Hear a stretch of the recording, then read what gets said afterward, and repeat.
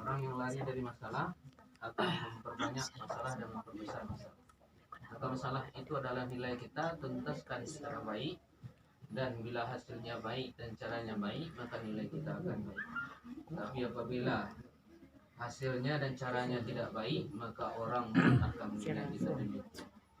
Apalagi Allah. Ya, maka apabila ada masalah yang tidak dapat diputuskan berdua lagi nanti, maka mengadulah kepada pak saksi. Pak saksi benar tidak hadir. Penyambung kato, penyambung bedah, kalau nak menasihati. Kan lain kenal pak.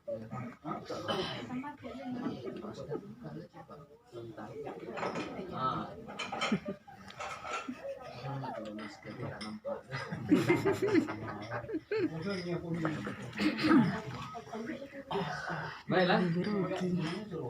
Kemudian data kita sampaikan kepada anak-anak Doni dan Cici. Ya. Data ini setelah kita periksa berapa hari yang lalu. Ya. Tapi kalau seandainya dan sekiranya masih ada yang berselisih dengan arsip di rumah nanti, laporkan ke kantor. Jangan diubah sendiri utahnya. Ya. Kalau diubah sendiri punya utahnya jadi aspal. Tapi maksud karena yang berwenang untuk memperbaiki kita hanya tugaskan urusan agama. Baiklah, berikutnya kita sampaikan acara kita yaitu pengucapan ijab kabul. Namun sebelum itu penyampaian khutbah nikah. Namun sebelum itu baiklah kita lihat lebih dulu kesiapan wali dan calon suami. Tanpa bersalaman kita cobakan yang diarahkan oleh Bapak Penghulu di kantor beberapa hari yang lalu tentang ijab kabul. Bapak ucapkan dulu kalau sudah sempurna nanti kita istirahatkan sampai acara inti. Tapi kalau apabila belum nanti kita arahkan ke sempurna. Kita cobakan latihan ini dengan tetap sadar diri kepada Allah dan membacakan basmalah. Bismillahirrahmanirrahim. Silakan Pak Wali. Assalamualaikum. Doni Saputra, ya Pak. Aku nikahkan engkau. Doni Saputra, ya Pak. Aku nikahkan Cici Saputri, anak kandungku, dengan engkau, dengan maharnya berangkat ke sholat tunaikan. Dengan nikahi Cici Saputri, anak kandung Bapak, dengan maharnya seperangkat alat sholat tunai karena Allah. Alhamdulillah, ya seperti itu ya Pak ya. Ini bukan adalah cici ya. Cici yang akan dinikahkan jangan yang seperti awal. Nikahkan engkau berarti sudah dinikahkan walinya punya cici.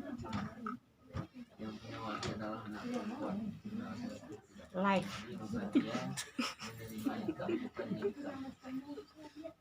Jadi ucapannya aku nikahkan ya.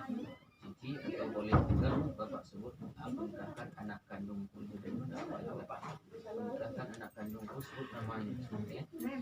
Nikahkan Cici anak kandungku dengan Allah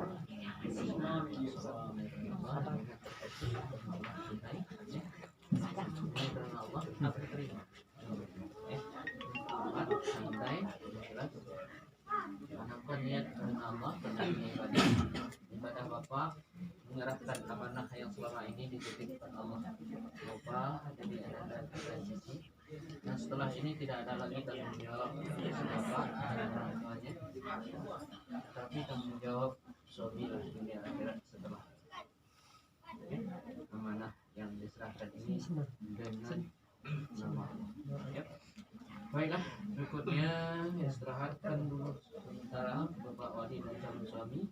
Mudah-mudahan ini saling memantapkan sambil memantapkan ijab kabul. Kita sampaikan berikutnya khutbah nikah sebagai acara berikut dalam melaksanakan. Namun kita harapkan kepada ananda kita terutama Doni dan Cici untuk bisa menyimak dengan khidmat. Mudah-mudahan penyampaian ayat-ayat Allah dan sabda Rasulullah yang di dalam khutbah kita ini dapat menambah perbendaharaan ilmu dalam niat mewujudkan keluarga sakinah mawaddah rahmah dunia dan akhirat, sehingga dapat kita wujudkan keluarga sakinah yang dimaksud oleh Allah dan Rasul, dan kita bahagia di dalam kehidupan keluarga sakinah itu dari dunia sampai akhirat. Baiklah, kita sampai ya.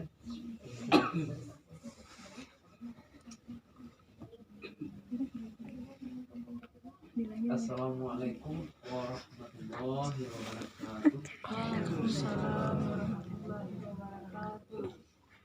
Alhamdulillah. Alhamdulillahilladzi anzala as-sakinata fi qulubil mu'minin liyazdadu imanan.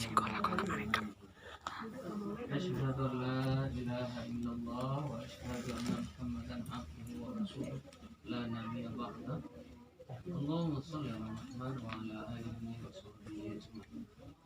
Tsumma usikum wa iyaya bittaqwallah faqad fazal muttaqun ittaqullaha haqqa tuqatih wa la tamutunna illa wa antum muslimun.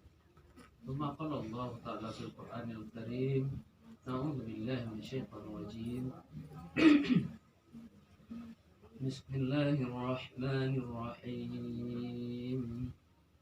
ومن آياته أن خلق لكم من أنفسكم أزواجا لتسكنوا إليها وجعل بينكم مودة ورحمة إن في ذلك لآيات لقوم يتفكرون.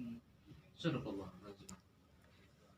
Waqala Rasulullah sallallahu alaihi wasallam, an-nikah sunnati, faman raghiba an sunnati falaysa minni. Sadaqallahu azim wa sadaqa nabiyul karim. Waqala aidan Rasulullah fi hadithil akhar, ya ma'syara sabab man istata'a minkumul ba'a falyatazawwaj fa innahu aghaddu lil basar wa ahsanu lil fajr. Fa illam yastati' fa alayhi bisyam fa innahu lahu wijab. Sadaqallahu azim wa sadaqa nabiyul karim. Wa qala Rasulullah fi haditsil akhar, kullukum ra'in wa kullukum mas'ulun an ra'iyati. Sadaqallahu azim wa sadaqa nabiyul karim. Amma ba'd, yang sama-sama kita muliakan ini ulama alim ulama jadi pandai, yang sama-sama kita hormati ibu-ibu, bapak-bapak hadirin dan hadirat yang hadir, teristimewa ibu bapak kedua calon pengantin, dan teristimewa sekali kepada ananda kita yang berbahagia kedua calon pengantin. Mari sejenak kita sandarkan hati dan pikiran kita ke hadirat Allah sambil bermunajat di dalam penyandaran hati ini, berdoa di dalam hati meminta kepada Allah.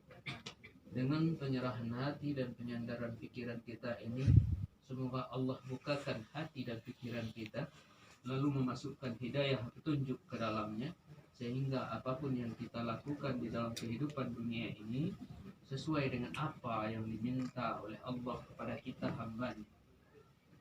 Sebenarnya permintaan Allah kepada kita hamba-Nya di dalam kehidupan dunia ini, semenjak kita dihadirkan, diciptakan oleh Allah, hadir di dunia ini melalui perantaraan dilahirkan oleh ibu kita masing-masing, maka permintaan Allah kepada kita hanya satu saja.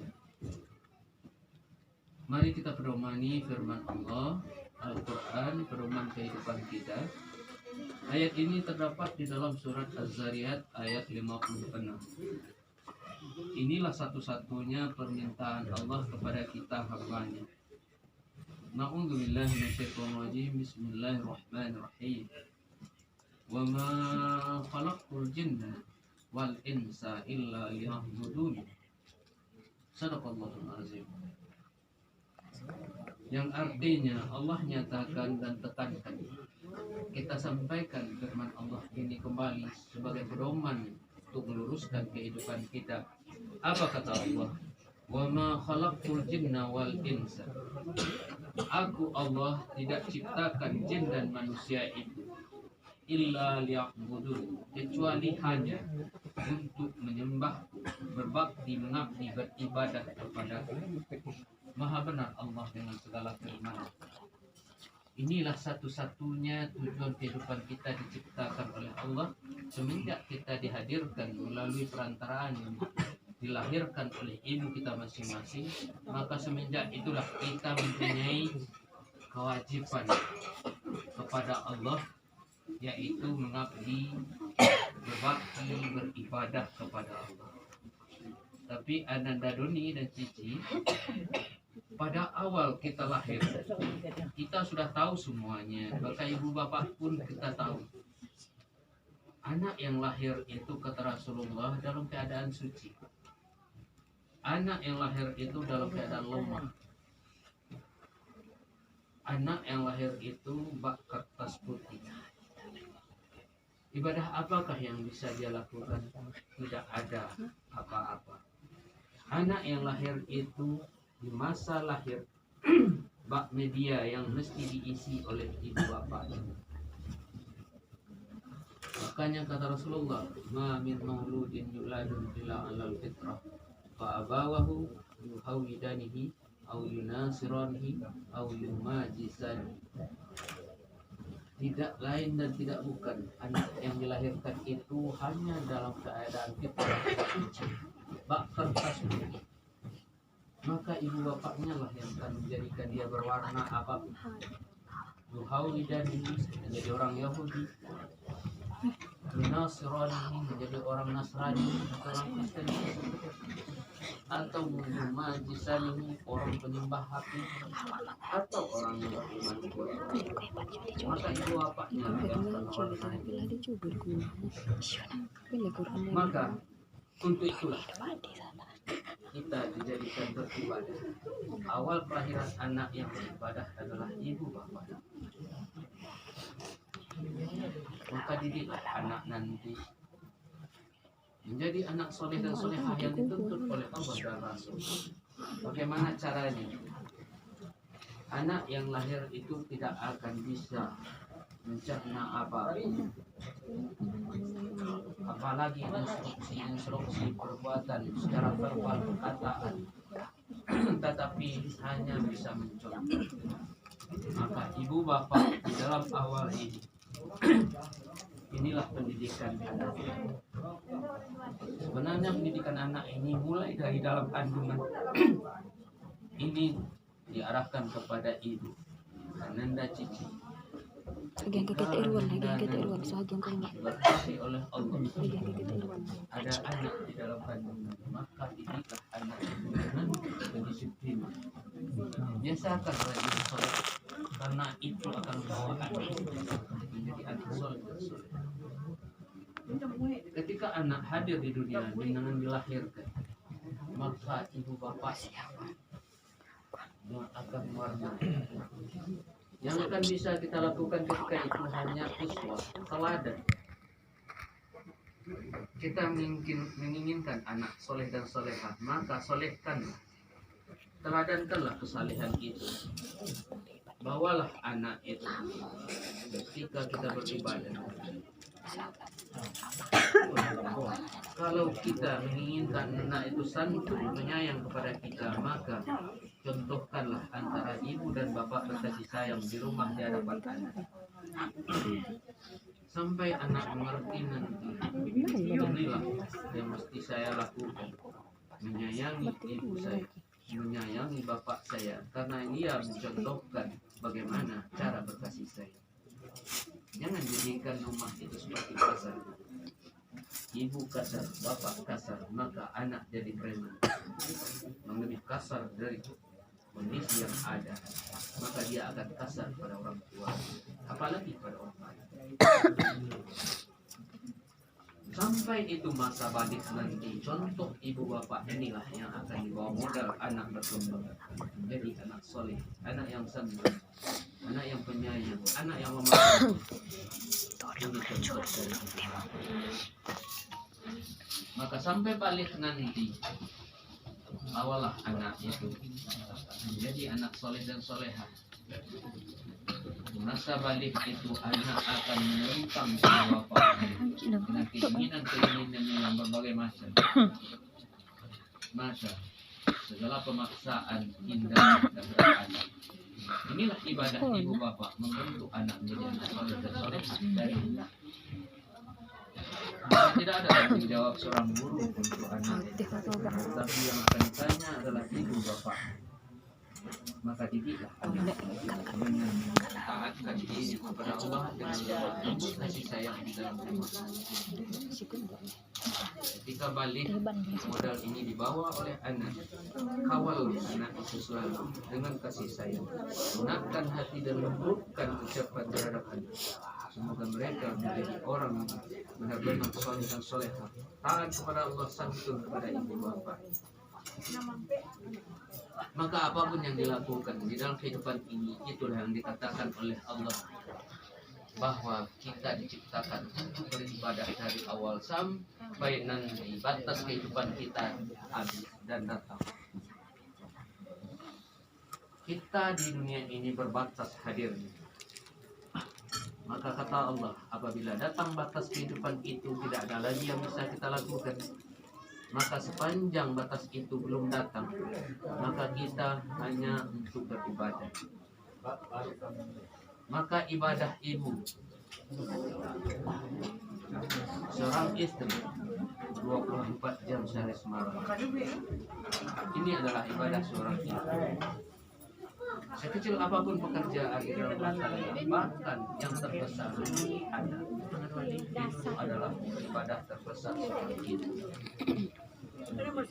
Pekerjaan itu terlalu berat, bahkan berat. Maka tanyakanlah kepada ibu kita masing-masing berapa dan betapa beratnya pekerjaan menjadi seorang istri dan seorang ibu yang harus bangun jam 4 subuh, baru bisa istirahat jam 2 malam.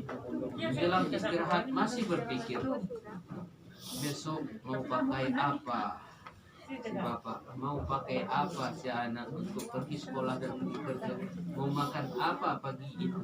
Dalam kelelahan berpikir baru bisa tertidur. Inilah ibadah seorang ibu.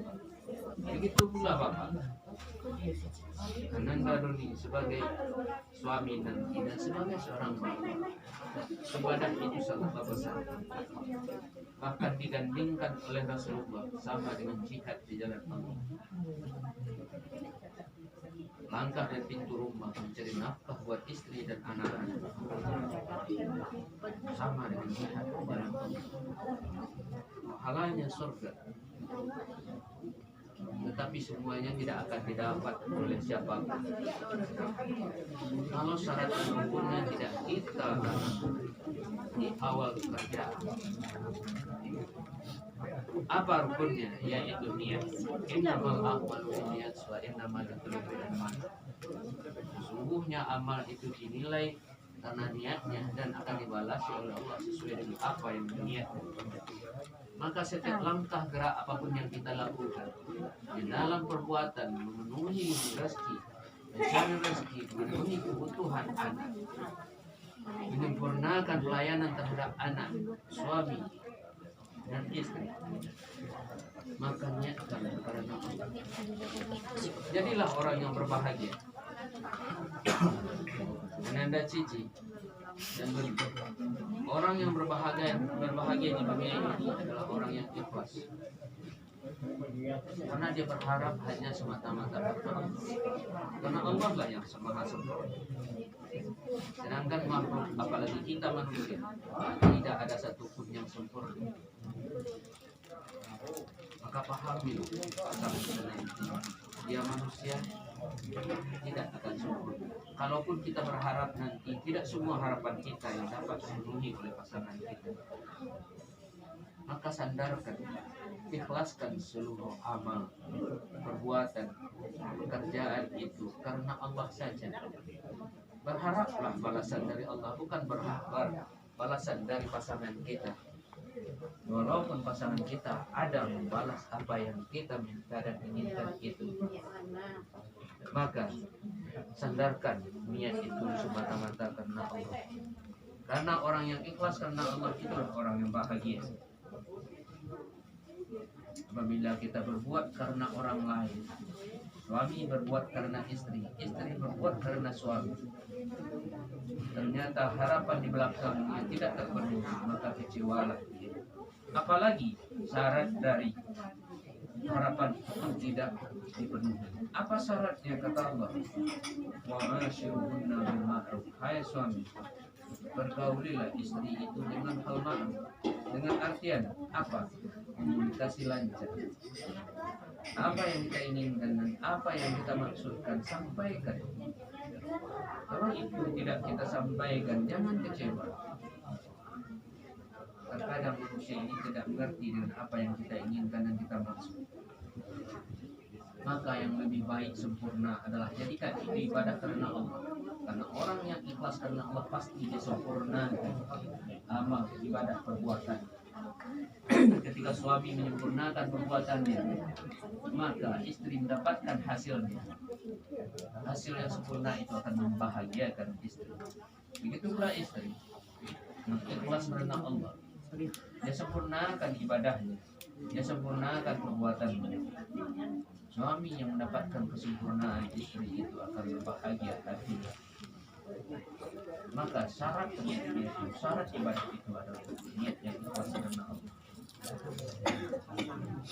Kemudian kita ini tidak ada yang sempurna. Nanda duni, nanda cici, saling sempurnakan. Kata Allah di dalam surat Al-Asri, wa tawassaw bil haqq wa tawassaw. Bertausiah bernasihat-nasihatlah dengan kebenaran. Tapi ingatlah sabar dalam nasihatnya. Karena orang yang engkau inginkan berubah itu tidak akan bisa berubah instan, secepatnya sesuai harapan. Namun sampaikanlah kepada oleh kata Allah. Sampaikan dengan santun, sampaikan dengan kasih sayang. Karena itu kuncinya kata Allah. Wa mimma rahmatin minallah lintalah.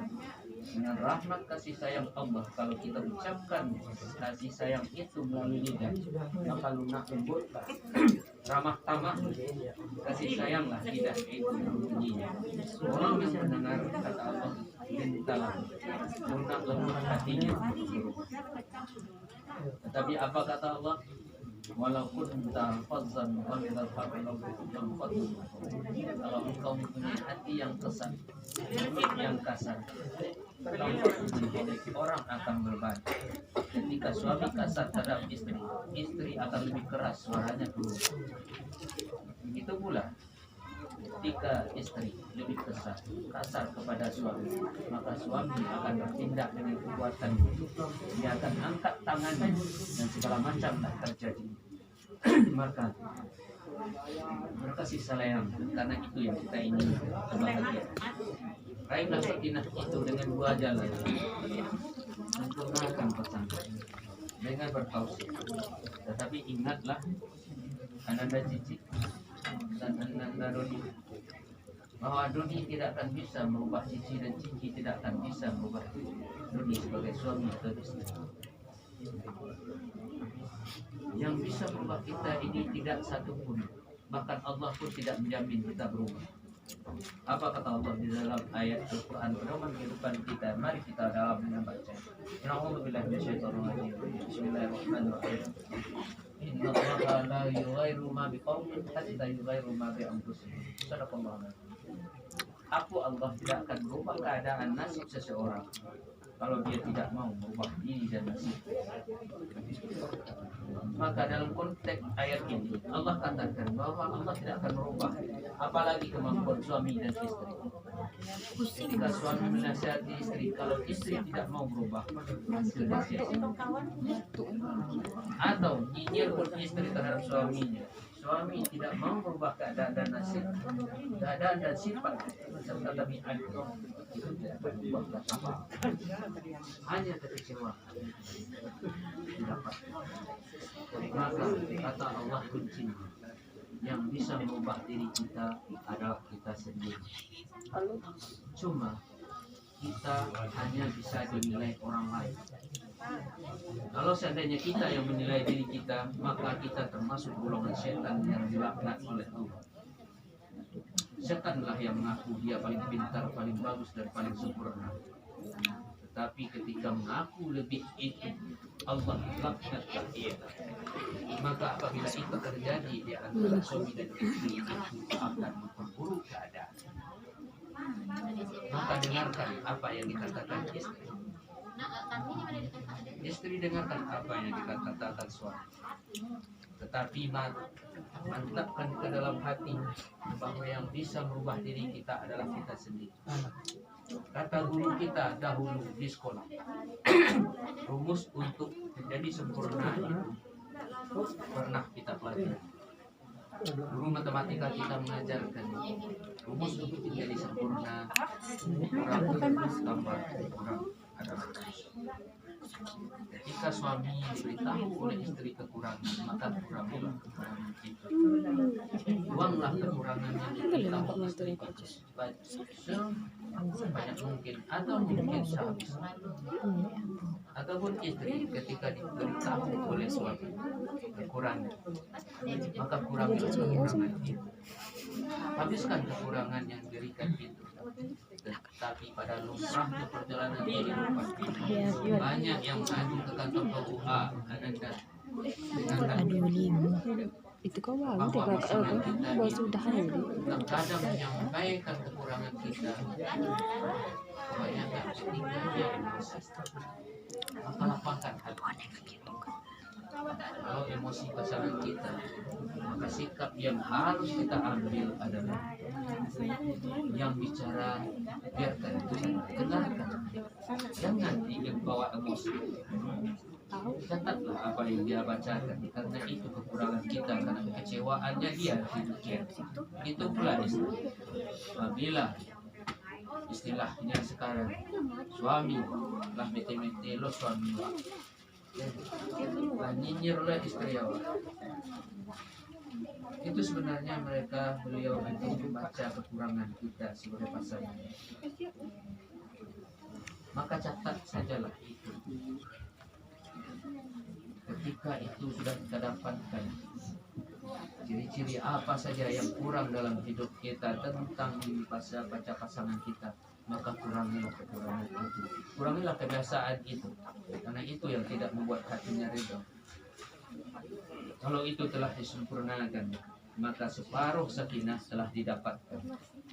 Separuh lagi sakinah bukan kita yang punya, separuh lagi sakinah itu adalah milik Allah, pemilik hati kita. Kita bukan pemilik hati, tapi hanya pembawa hati. Karena kita tidak bisa mengatur hati kita.